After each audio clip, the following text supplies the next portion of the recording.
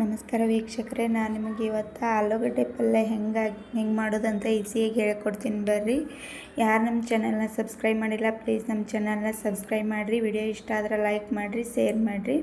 ಇವಾಗ ನಾನು ಆಲೂಗಡ್ಡೆ ಪಲ್ಯ ಮಾಡೋಕೆ ನಾನೊಂದು ಪ್ಯಾನ್ ಇಟ್ಕೊಂಡು ಎಣ್ಣೆ ಹಾಕ್ಕೊಂಡು ಎಣ್ಣೆ ಬಿಸಿ ಆದ ಬಳಿಕ ಅದಕ್ಕೆ ಒಂದು ಸ್ಪೂನ್ ಉದ್ದಿನಬೇಳೆ, ಒಂದು ಸ್ಪೂನ್ ಕಡಲೆಬೇಳೆ ಹಾಕ್ಕೊಂಡು ಹಸಿ ವಾಸನೆ ಹೋಗುವವರೆಗೂ ಹುರ್ಕೊಂಡು ಆಮೇಲೆ ಜೀರಿಗೆ ಸಾಸಿವೆ ಹಾಕ್ಕೊಂಡು ಹುರ್ಕೊಳಕತ್ತೀನಿ.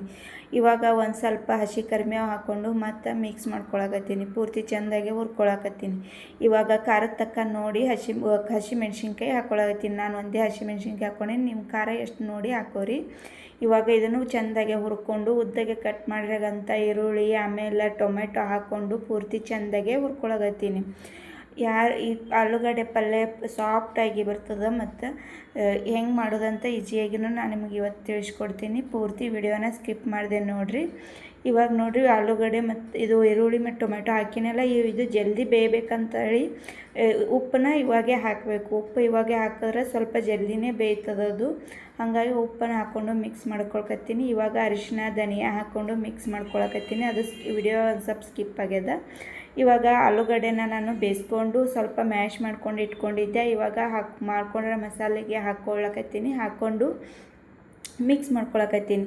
ಪೂರ್ತಿಯಾಗಿ ಚೆಂದಾಗಿ ಮಿಕ್ಸ್ ಮಾಡ್ಕೊತೀನಿ. ಮಿಕ್ಸ್ ಮಾಡಿಕೊಂಡು ನೋಡಿರಿ ಎಲ್ಲ ಎಷ್ಟು ಚಂದ ಪೂರ್ತಿ ಮ್ಯಾಶ್ ಮಾಡ್ಕೊಂಡೀನಿ. ಪೂರ್ತಿ ಇದಕ್ಕೆ ಸಣ್ಣಗೆ ಒಂದು ಸ್ವಲ್ಪ ತರಿಯಾಗಿದ್ರೆ ಸಾಕು. ಇಷ್ಟೆಲ್ಲ ಮ್ಯಾಶ್ ಮಾಡ್ಕೊಂಡೀನಿ. ಮ್ಯಾಶ್ ಮಾಡ್ಕೊಂಡು ಇದ್ರಾಗ ಹಾಕ್ಕೊಂಡು ಎಲ್ಲ ಮಿಕ್ಸ್ ಮಾಡ್ಕೊಳಕತ್ತೀನಿ. ಇವಾಗ ಒಂದು ಸ್ವಲ್ಪ ಮ್ಯಾಗ ಪೂರ್ತಿ ಎಲ್ಲ ಮಿಕ್ಸ್ ಮಾಡ್ಕೊಂಡು ಬಳಕ ಒಂದು ಸ್ವಲ್ಪ ಸಣ್ಣಗೆ ಕಟ್ ಮಾಡಿರೋಂಥ ಕೊತ್ತಂಬರಿ ಹಾಕ್ಕೊಂಡು ಮತ್ತು ಇದನ್ನು ಪೂರ್ತಿಯಾಗಿ ಮಿಕ್ಸ್ ಮಾಡ್ಕೊತೀನಿ. ನೋಡ್ತಿರ್ಬೋದು ನೀವು ಎಷ್ಟು ಸಾಫ್ಟಾಗಿ ಬಂದದಂತೇಳಿ.